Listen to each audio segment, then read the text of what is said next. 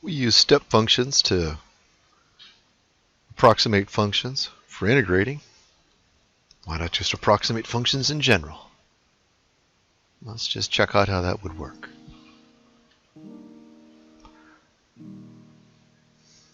Set up a partition.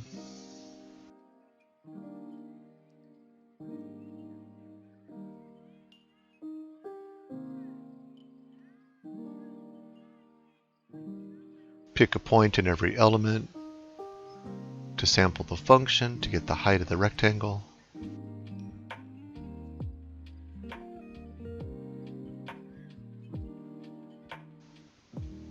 And make our step function.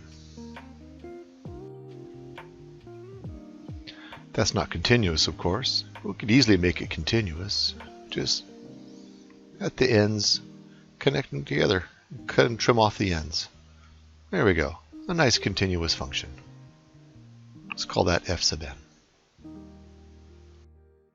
We're on a compact domain, so f is uniformly continuous. So just reminding our definition for uniform continuity. The delta does not depend on where we are. Super handy.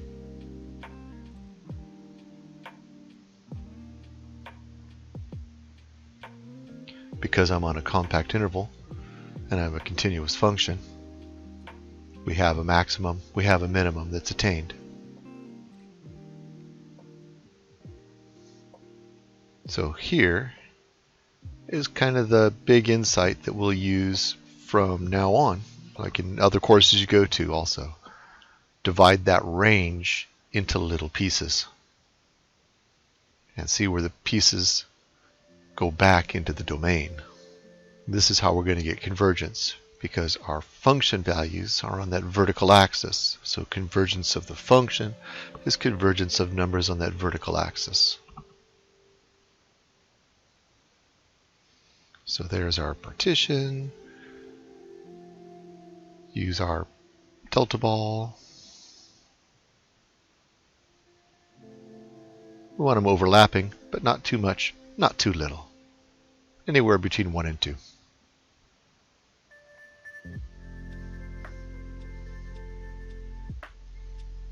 No matter what x I'm given, it's going to lie in some element. That element is only 3/2 delta wide. The delta ball that contains it is 2 delta wide, so the whole element is in 1 delta ball. Just a review of what continuity means, the construction for continuity. We're at some point. So the point I'm picking in the first element, for instance, because if it's good for the first element, it's good for all the elements.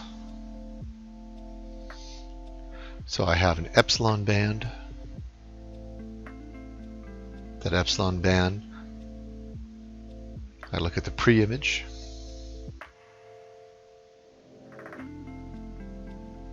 That'll generate an open set about the input point, definition of continuity.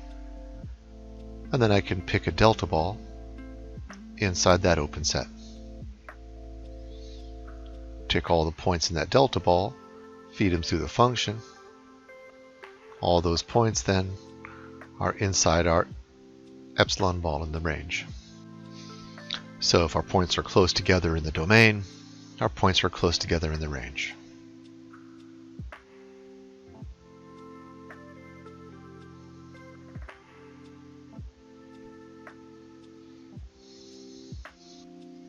Stitch these elements together with that little overlap.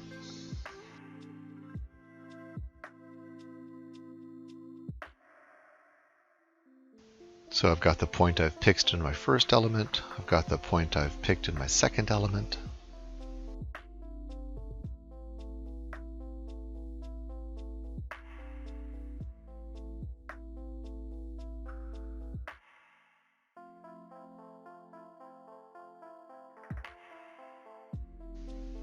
And I got my partition point that's in the overlap. Draw my step function. It's a constant value on each element.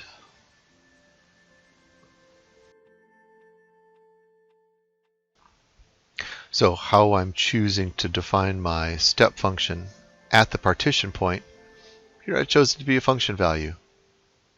Could have chose it to be the left endpoint, it could have chosen to be the right endpoint. You just have to, right, you have to do something.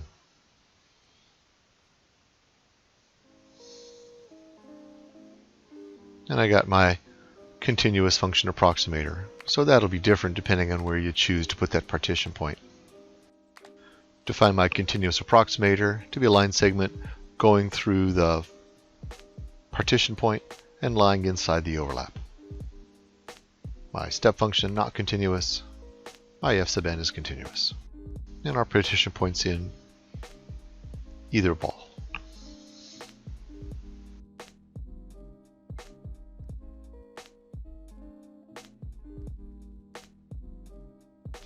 Set up our epsilon intervals.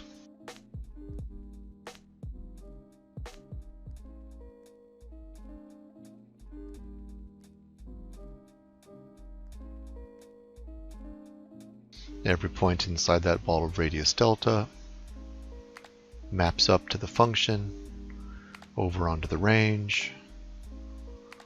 Our partition point is inside that, and our epsilon ball covers it.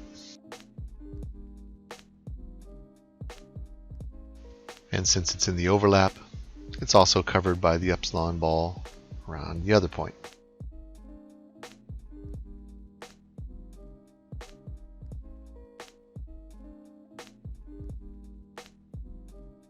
Here we go. Uniform convergence of the step function. So they're not even continuous. They'll still converge to this continuous function. Write down the definition of uniform convergence.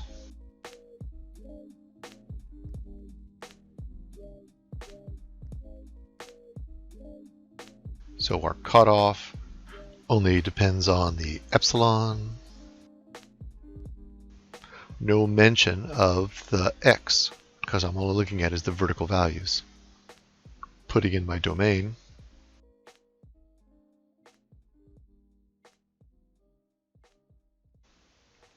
Since we're looking at the sup norm, no matter what x I pick, it'll be less than or equal to the sup norm.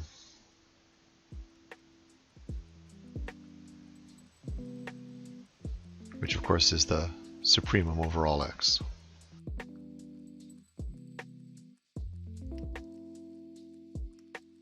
So for estimating, since that's a less than or equal to, what we need is to back it up just a little bit. So just take some fraction of epsilon. That's then an upper bound. If I can get that, then my supremum will be less than epsilon.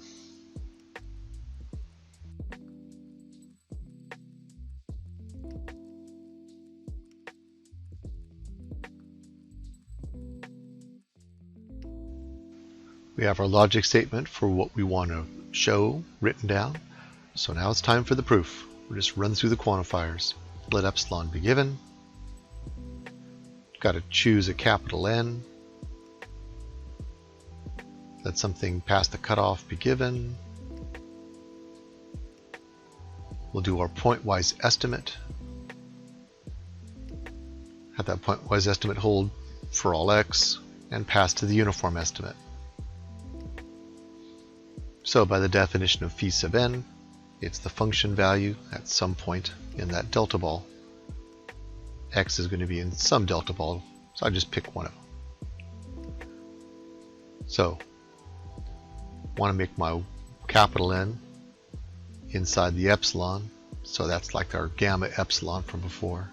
Little n's bigger, so 1 over n is smaller. 1 over n, that was the epsilon that we used for uniform convergence. We invoke uniform convergence, and that's how we got our delta balls. Delta balls. So our function values are less than 1 over n from uniform convergence. This holds for any x. Now I can pass to the supremum.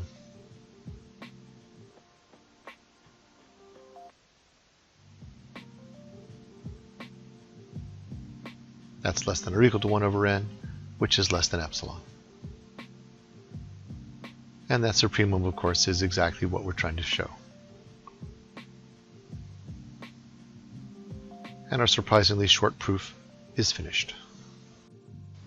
Except for one little detail. What if the point I picked was a partition point? Well, that's easy. Because I was so clever with my step function. That's 0. All the effort was setting up phi sub n correctly so that we could just sail through this proof.